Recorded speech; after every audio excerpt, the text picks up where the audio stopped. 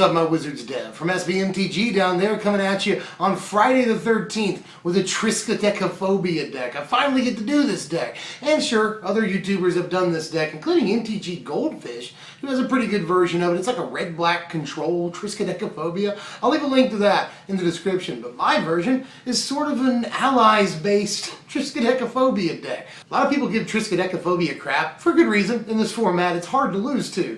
Frankly, if they have a pain land out and they're going to go to 13 and die, they can tap their pain land, go to 12 instead, and stay in the game. And as long as they have their pain land, they can finagle their life total in such a way that they won't die. But you know, just because Triskaidekaphobia sometimes won't be able to win. Now, if they don't have a pain land out, it's a whole different story, and we can win. Totally. But if they do have pain lands, Triskaidekaphobia just kind of sits on the board for the rest of the game and does a damage to them every single upkeep. That's actually not terrible. As a matter of fact, Triskaidekaphobia lends itself really well to an allies build, where we've already got a bunch of stuff that sits on the battlefield and does damage for us every turn. You know, Drana's Emissary, Cliffhaven Vampire, for the most part. And so Triskaidekaphobia can just slot in as yet another card that does guaranteed damage during her upkeep step. Sounds like a joke, but in this format, there's a lot of long games, you know, pretty grindy format we're in right now, and games go pretty late. And the longer the games go, the more it benefits this deck, because we can get set up, have like an Emissary, a Cliffhaven Vampire, Triskaidekaphobia, and just be doing 3 or more damage to them every single upkeep step, no questions asked, guaranteed. So we can actually finish them pretty fast. If they don't go to 13 and die, we can just get them to 0. I've already given you the concept. I should probably tell you what's in the deck. I'm going to start with 4 obvious copies of Triskaidekaphobia. I want the whole playset here because it's actually really good in multiples. You know, if we have multiples of these out, we're just doing a bunch of damage to them during our upkeep step, guaranteed. So that's always actually pretty good. If they go, you know, below 13, we give them to 0. Pretty quick with multiple copies of these. In this deck, we have multiple ways of finagling down their life total, and then letting Triskaidekaphobia just kill them. You know, we got Drana's Emissary, Cliffhaven Vampire, we've got Kalastria Healer, we've got Zulaport Cutthroat, and Husk, most importantly. That could actually be really good, those last two, because we can put the Triskaidekaphobia trigger on the stack at the beginning of our upkeep, and then sacrifice things to Husk. Zulaport Cutthroat will drain the life for us, and then just let the Triskaidekaphobia trigger go off, we win the game. That has happened. It totally does happen. Even if it doesn't happen, again, Triskaidekaphobia is just going to be dealing a damage to them every single turn once they go below 13 life. So, with things like Zulaport Cutthroat, Husk, Drana's Emissary, Cliffhaven Vampire, all these things, Kalastria Healer, we can get them from 12 to 0 real quick. We're playing 28 creatures in the deck. That's a whole lot. But there's multiple ways of getting value from our creatures here. You know, Zulaport Cutthroat, obviously, Kalastria Healer too. So I want to play as many creatures as possible, because that's where most of our damage output comes from, even when they're not attacking. So we're going to start off with 4 copies of Zulaport Cutthroat and 4 copies of them Husk. Just talked about them. I'll go ahead and get them out of the way. With 28 creatures, Zulaport Cutthroat is crazy even if you don't have a Husk out, because your guys will just die in combat, you know. This makes it easier to just swing dudes in and not care if they live or die, because we're going to be draining life, which is pretty cool as well. Also, Husk obviously can just get through for a ton of damage, and we are playing Rogue's Passage in the deck as at least a 1-of, so that we can sometimes get through to end the game with like an enormous Husk. Also, don't have to tell you that Cutthroat is really, really good in multiples. If we have 2 of these on the battlefield, we really don't have to sacrifice too many creatures to just, you know, kill them. I'm also going to play a 4 of Kalastria Healer in the deck. There's something like 18 allies or so in the deck, and Kalastria Healer will trigger whenever any of them come into play. Just another really good way of dealing incremental damage to them. And for a while, this slot was Retreat to Hagra. But I decided that Kalastria Healer probably a little bit better, and is fan-freaking-tastic in multiples. Yet another thing that's really good in multiples. That's why I want to play a bunch of 4-ofs in this deck. But if we just have like 2 Kalastria Healers and we play any ally at all, then that's pretty good. You know, 2 life drain is always nice, and God forbid we have more than 2 on the battlefield. Things get crazy, like really, really fast. We're going to play a 4-of Drana's Emissary in the deck, a key card, you know, just yet another thing that's going to deal guaranteed damage for us every upkeep, and works really well with things like Cliffhaven Vampire, you know. So just play all 4. I don't know what else to tell you other than this is an obvious include, and is another card that's really, really good in these long, grindy games. We're going to play 4 Cliffhaven Vampire in the deck because everything in our deck is really good in multiples, obviously.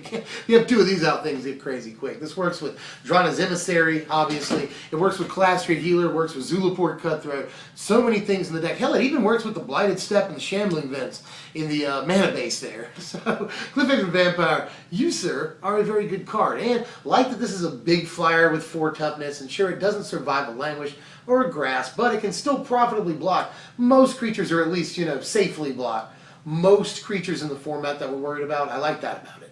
To go along with our Cliffhaven Vampire here, I'm going to go ahead and play 4 whole copies of Essence Depleter. One of the best combos in, 8th of the Gatewatch Limited is this, Essence Depleter and Cliffhaven Vampire. Fantastic little combo, and it translates pretty well to Standard, and again, these long, grindy games where sometimes we can gain 2 life per turn, deal 2 damage with Cliffhaven Vampire, and again, if we have multiple Cliffhaven Vampires in an Essence Depleter, things get super stupid super fast. It's also good as a mana sink, not bad at all, and can really keep us in the game. Just getting a couple of life every single turn is sometimes not terrible, especially combined with all the other life we're gaining every turn. I'm going to play 2 copies of Ailey Eternal Pilgrim in the deck for lots of reasons. This is 2 more copies of Nantuko Husk, basically, and yeah, we have to pay the mana for it, but we actually get a pretty decent return on that investment if we have a Cliffhaven Vampire out. We'll gain the life, trigger the vampire, that's pretty nice, So just, yet again, another way of dealing a bunch of damage and gaining a bunch of life. It's just, Ailey is great in this deck because she serves a dual purpose, and not a bad 2-drop defensively, at least. To finish off the creatures, I'm going to play 2 copies of Lantern Scout here. Lantern Scout is, I had 2 slots left. I wanted them to be creatures, and I wanted them to be allies to sort of tighten up that synergy as much as possible. Obviously, you want to gain life in this deck because Cliffhaven Vampire, but mostly, this is a great thing to play and just give your whole team lifelink and swing because that's a surprise. You play this, suddenly your entire team has lifelink, and they probably haven't game planned for that. And if this does stick around on the battlefield, then every ally you play after it is going to give your whole team lifelink. I just actually really, really like Lantern Scout a lot, and in this deck it has multiple synergies, so I'm at least going to play the 2 copies, main deck. That's all the creatures, but there's a few more non-creature spells that I want to play here to finish off the main deck. I want to play some amount of removal, and even though I'm only playing like 3 pieces of removal in the deck, I still want to have some control over what's on the board, even if it's a small amount. To that end, I'm going to play 2 copies of Ruinous Path to start things off here. Not only can this kill their best creature, no questions asked, what's its toughness, how many colors is it, you don't have to ask any of those questions, just kill that guy. That's pretty nice.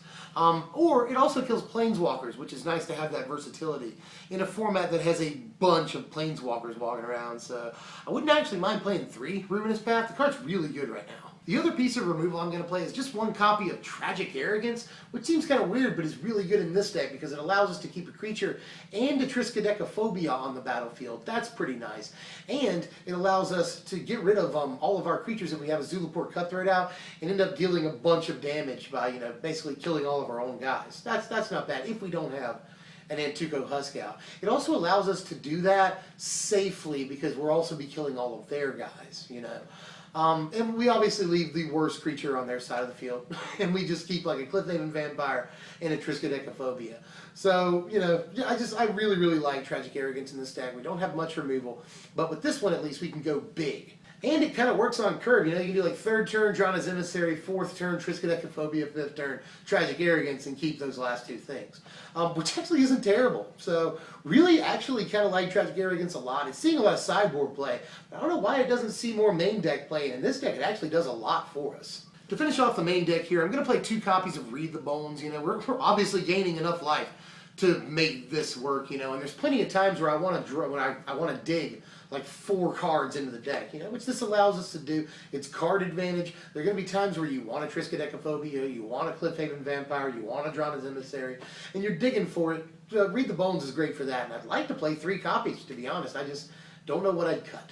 We're playing 23 lands in the deck, and this is where most of the money is in the deck. I apologize for that, but you gotta play Caves of Koilos because we're playing Essence Depleter, and you want to get that thing. Don't discount Essence Depleter, by the way. I know some people might be like, Essence Depleter's stupid. That card is actually really, really good, even if you don't have a Cliffhaven Vampire out. I really like that card. But if you do have a Vampire out, it's obviously ridiculous, especially if you have multiple vampires. Just Essence Depleter actually is a little bit better than it looks, and sometimes can just keep you in the game, even if you don't have a vamp out. So really have liked it. Don't discount it is all I'm saying. Here's our super duper incredibly important sideboard right here. White and black has like some of the, that's a color combination with all of the sideboard options right now, you know. We have probably the best sideboard card in the format, Hallowed Moonlight, which Seth Manfield actually just won a Grand Prix with white-black control, and this card was in the main deck, Hallowed Moonlight. It not only works against things like Collected Company, obviously, but it works against like Eldrazi Displacer too, which we're seeing a little bit of in competitive play right now. So really, really, really good Hallowed Moonlight is. We're definitely going to take advantage of that.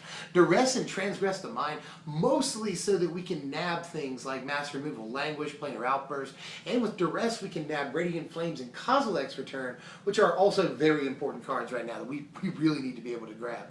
Both of them can grab Planeswalkers, which we are fairly weak against even though we're playing Ruinous Path, so got to be able to do that too. I think there's a really important and could make the main deck in a more sort of controlling Triskaidekaphobia build. And here are your power rankings for the deck. Take a look at these power rankings before I give you the final score here. They don't look incredibly impressive, but the final score is actually Nintendo 64. That's not bad for a deck that at the end of the day is going to cost you a whole 50 bucks, maybe. The main deck in the lands costs you about 45 on TCG Player right now, and the sideboard will cost you about another $10.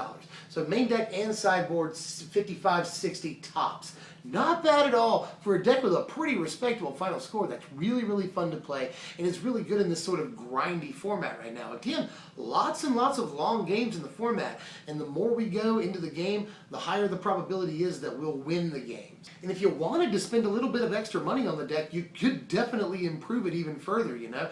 There's Sorin, Grim Nemesis. I think he'd be really good, mostly because we're in his colors, and he's one of the best cards in the format. We could totally play him. You know what I mean? And his first ability will finagle their life total down a little bit if that's what you're into. Pretty good, especially on top of all the other ways we're working their life total down. And his second ability can drain you life and trigger Cliffhaven Vampire like everything else in the deck does. So Sorin would actually be a pretty powerful in-game piece for you. We could also play Gideon in the deck. I'd see no reason not to do that. He creates allies, which will trigger Kalastria Healer. You know, that's one thing that he does. Also, 28 creatures, the emblem is really nice. And if we do get an emblem, it allows creatures with 4 toughness, obviously, to survive a language, which can be important. You can also play Secure the Waste in the deck. This would work really well with like Zulaport Cutthroat. You know, you can basically turn it into a drain fireball, you know. You pay X for a bunch of creatures, put them into play, sacrifice them, and Tuco Husk Zulaport Cutthroat drains life for each token that you sacrifice, basically. So that seems pretty good. And if you did play Secure the Waste, you could also play Westvale Abbey, although you could probably get away with playing Abbey as it is, even without Secure the Waste. We're playing, again, 28 creatures in the deck, and Abbey has interesting synergy with Zulaport Cutthroat, because when you sacrifice those 5 guys, you'll drain a life for each guy that you sacrifice. And if you have multiple Cutthroats in play, that gets pretty ridiculous. You know, you'll drain 10 damage and transform. So that's pretty crazy. So those are some interesting upgrades, I would say. You know, Gideon, Sorin, Secure the Waste, Westvale Abbey, you know. These are all upgrades that could probably drastically improve a deck that's already really good. But what of next time, Devin? That's always a valid question. Next time I'm thinking of going ahead and doing the Blue-Red Madness and Grixis Madness double deck tech. Might want to go ahead and push that to the foreground and then follow that up with like a whole week of mono-colored decks is what I'm thinking about doing. You know, do mono green, blue, black, white, red, and a different deck for each one, because I could do the mono red burn, I could do the mono white control, and I could do the green deck that I've been working on that's sort of mono green stompy, and I'll do a double deck tech for that one. So let me know how you feel about any and all of these ideas, and I'll see you guys next time. If you enjoy the content, like it, share it, talk to me, and sub if you're new, especially. I'll see you guys next time. I'm Dev from SBMTG. Thanks for watching, my wizards.